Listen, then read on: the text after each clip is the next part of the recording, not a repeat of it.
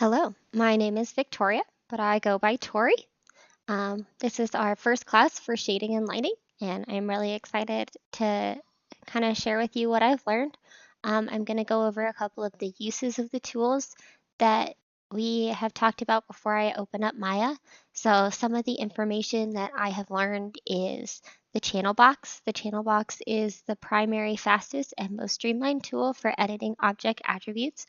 It lets you quickly change attribute values, set keys on keyable attributes, lock or unlock attributes, and create expressions on attributes.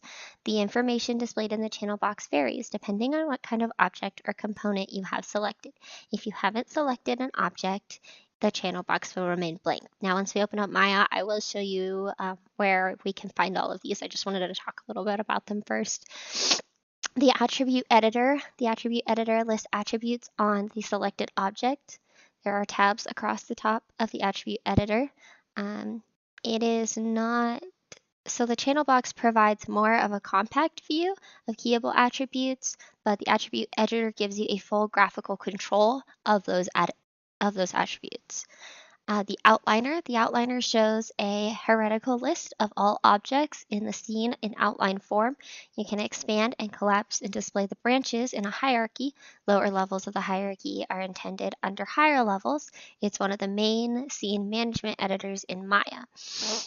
The outliner also displays objects that are normally hidden in the view panel, such as default cameras or nodes. You don't have geometry such as shaders or materials. You can control which nodes appear in the outliner. So that's just a little bit of like basic information that I have gathered on some of those controls. I know that I will get a better understanding of them once we get further into the program. So let's go ahead and open up Maya now that we got that part out of the way. I'm really excited to learn about Maya. I've actually never worked with any 3D software before, so this is very new for me. I think I'm really going to enjoy it. I forgot to point something out, so I'll go ahead and do it right now. When we opened Maya, it said what version I was using, so we're going to go ahead and show Maya instead of me. And because I didn't show it on the screen a moment ago, we can go to Help, About Maya. And right up here, we have 2018.6, which is the newest version I found for Maya. So a couple of the things we talked about just a minute ago was we have our, I'm sorry, give me 1 second. We have our outliner. I was hoping not to pull that up, but oh, it's all going crazy on me. So we have our attributes. This is where we're going to find our attribute list once we create an object. So let's go ahead and create an object. And I put little pictures next to them so I could remember which ones they were. So there it is, right there in the middle. Now we have a couple of key points for it. So Q is our selection. W is how we move it up off our original plane field.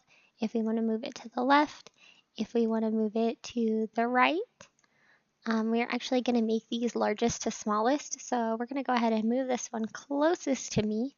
So that way it can be in the largest viewpoint possible. So we're going to put it right there. And then I can also move it. That's a little bit easier. Q, W, E will rotate it. R is how we're going to make it bigger. So let's scale it up. And then move it forward. And that's really big. So let's go ahead and scale it down just a little bit. Perfect. I like that. That's really good. So we'll put that right here. That's our largest plane of view right now. So we've got our plane. And as you saw, this, go away. This popped up for something for our outline editor. So we have, our attribute editor. So we have attributes, things that can be controlled. Those are the amount of triangles. Our object display, visibility, we can toggle that on and off. Another way we can do that is by clicking H, hide. So one really cool thing is if we go to our outliner over here and we hid that, So now it's hidden from view, so we toggled our invisibility on and off without actually having to click it. So, because that makes it just a little bit easier. But over here, as you see in our outliner, it disappeared and then it came back. So like if I disappeared my object and I'm just clicking and I'm like, oh my gosh, where's my stuff? I can just go to my outliner, select it, and click H for hide again, and it unhides it. So that's a really cool thing about the attribute editor or the outliner. We also have our utilities. This is gonna like change everything. If I wanted to take that back down to 0, that's gonna put it where I originally paused it. So that way, you know, if I move something way off over here and I'm like, oh my gosh, I can't get to it, I, you know, messed up. That's not what I wanted. Sorry, not the right one.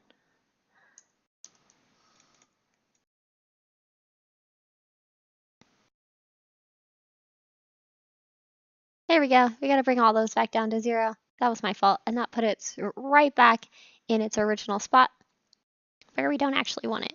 So right now we're just going to bring it back over here. We're going to zoom out. I can zoom in and out with my middle mouse, which is a pretty easy way to zoom in and out. But another really cool way to zoom in and out is if I hold Alt, I have more of a pinpointed way to zoom in and out. It makes it a lot easier to hold Alt and right click, and that just gives me a lot more control over zooming in and out. If I go Alt left click, I can actually rotate how I see this. You can see how far that is off my original plane, but in this view, it looks like it's still right on top of it. So that's a really cool viewpoint. So you can help like, okay, now I'm in my graph. Now I'm a lot closer to it. So it just gives you a lot more control over what you're seeing. So let's go ahead and put that back.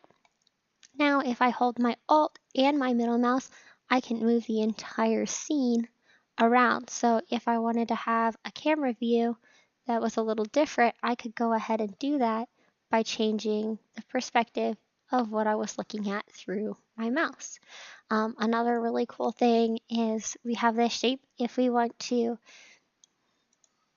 here, this is literally just a straight wireframe of what it looks like, which can be really useful. Right now, it's probably not the most useful because all I have is a bunch of lines on the screen, so it makes it a little hard. But if I bring that back and I use this one, you can see the wireframe and what I'm working on, and that will help if, when I've made projects that maybe I didn't make the lines as smooth enough, you can see that with this on. So we'll go ahead and take that off, because see, now it's there, and now it's not, and now all that's there. So it's a pretty cool, it'll be a cooler use right now. Once we learn all the exact uses for it, I'm sure that will be a lot more comprehensive. So those are just some key points you can do. Let's go ahead and make a couple more shapes. So what I'm gonna do is I'm gonna hold down Alt and I'm gonna move this, because we're gonna do, we have our plane right here. So let's go ahead and do a cube. Put it right there in the middle, but that's not where I want it. I want to kind of line it up with this one. So it's kind of sitting next to it. So let's go ahead and do that. I'm gonna lift it up. Lift it up. See how it goes inside of that one. I don't really want it to do that. So I'm gonna bring it up a little higher. There we go. Pull it towards me. Push it that way. Pull it towards me. And now it's just kind of chilling out there. You can scale it up a little bit. I don't want it to be too big. Stretch it out a tad bit. Another really cool feature that Maya has is if you right click, we can select things. So we have different options here to select. So if we want to select the face, it selects one singular face. So we can pull up that face and make it wider. So now we're almost creating another plane, but if you look from a different view, it's almost like an upside down pyramid. So we have a lot of control over the shapes and how they look. And now we can put it back to a square. And then we could select the other faces, but let's say I don't want it on face, I can just go to object mode and it goes back to letting me use the entire object. So we'll keep that one kind of in the middle here. Another cool thing we have is this right here. We can rotate it on a specific axis. So as you saw, we have sort of the full axis, so that's doing Y, X, and Z. If we just select one, as you can see, X is just rotating right now.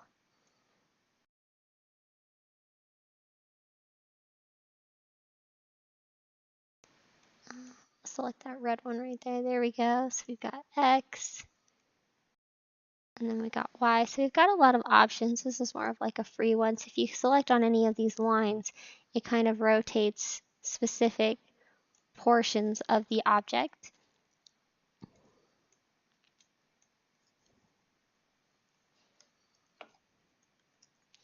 So as you just saw, I switched to my lasso tool. I did that when I created my own hotkeys. So I wanted the lasso to have its own alt key. So I did Shift Alt L, but if I also do Shift Alt P, I get my digital paintbrush. So I now have my digital paintbrush right there. But now I want to go back to my selection tool. I can just click R, Q, any one of those, and we're back to that. Go back to object mode. So I've got my full object here. Now we also are going to create a sphere. So let's drop that little guy right off in the middle there. No. Go ahead and move you. Get you out of there. Pull you this way. Now we want our sphere to be smaller than those guys right there.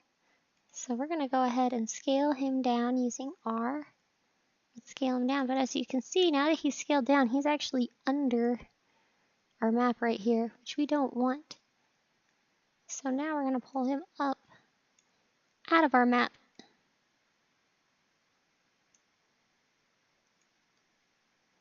Push him closer to us. Pull him a little bit that way. I actually don't like where this one's sitting. So let's go ahead and put her right there. Now I'm at kind of a weird angle, as you can see. So if I hit Control, I hit Alt, there we go. That's a little bit better of an angle. So now I can see that I don't want you there. So let's go to and fix your axis a little bit because it's a little tilted. There we go. Get you turned off. Get you sized up just a little bit. Make you look back more like a cylinder because I was messing around with it. And then we will pull it back to a place that I like it a little better. Like that. There we go. I like that. Now I'll pull this guy up so he's not in the ground anymore. He's kind of floating off over here. Pull him over there. So those are a couple of the really unique things that Maya can do. Also up here, this is our shelf. It has curves and surfaces, sculpting, rigging, animation, rendering, FX. It has a lot of cool things that I'm sure we'll be getting into later. Right now, these are just some of the basic functions. Another really cool function that we have is lighting. So when I use the lighting, it blacked them all out. But we're going to go to create and we're going to create our own light.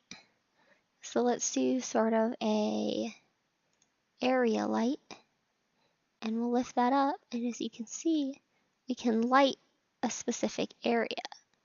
So let's back that up. So we've got that area light right there. Move it over a little bit more. Now let's say we wanted one more area light. I duplicated it. I hit Control D and I duplicated it. So now I have another area light in here, but I'm not having an easy time controlling it because of the angle that I'm at. So once again, I'm gonna go to here, gonna turn these guys around. See, it's got a really cool flow to it. We're gonna move that more forward, kind of match it up with this one that we've got right here. Kind of just match their light. their lights up. I like that. That looks really cool. So as you can see, this would be lit.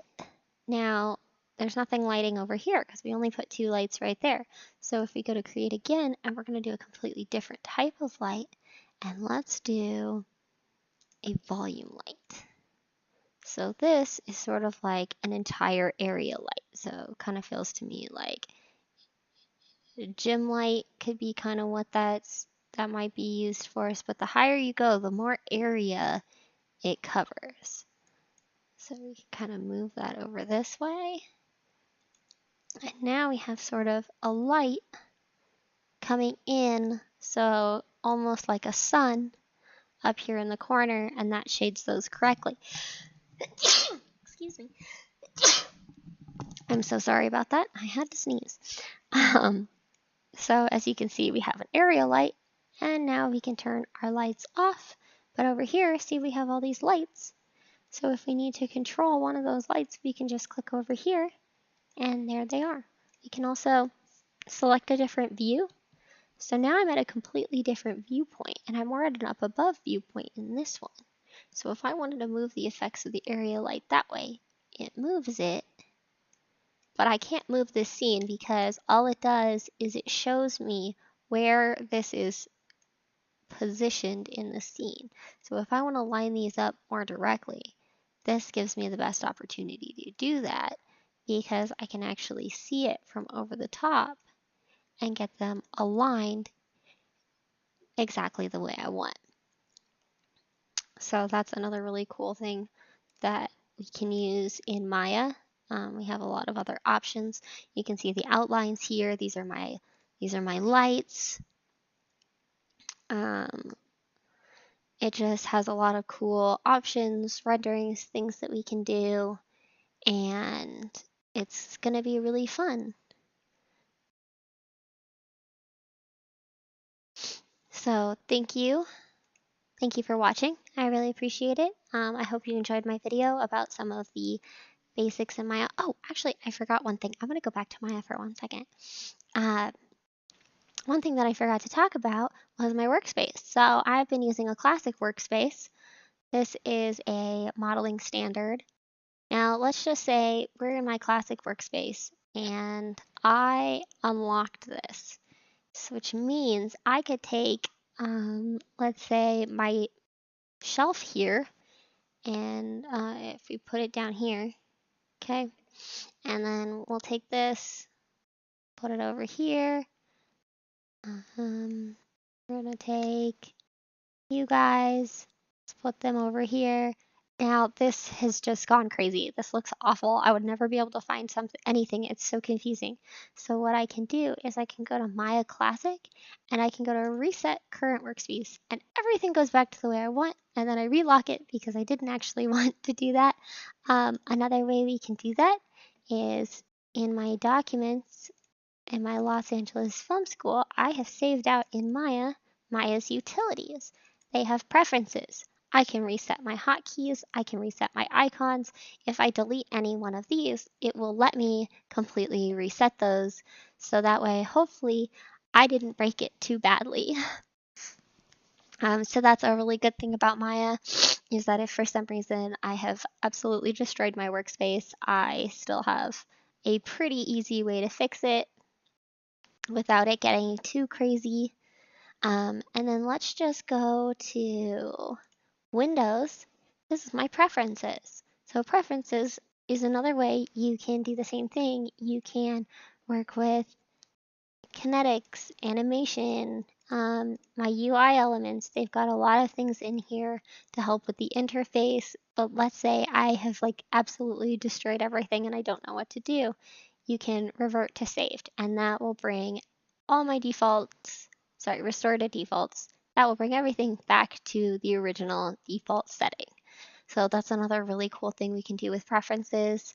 Like I said before, I changed my hotkeys, and the way I did that was I went to Windows here, back to settings and preferences, and I went to hotkey editor. Now this shows you a couple of the hotkeys that I added myself was Shift, Alt, and as you can see, the L is selected. It wasn't before. that's my lasso tool. The P is also selected for paint.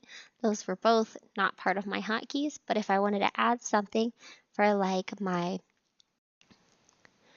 free transformations, so I could go Shift Alt, see my F, Shift Alt F for freeze transformations. That's now saved in there.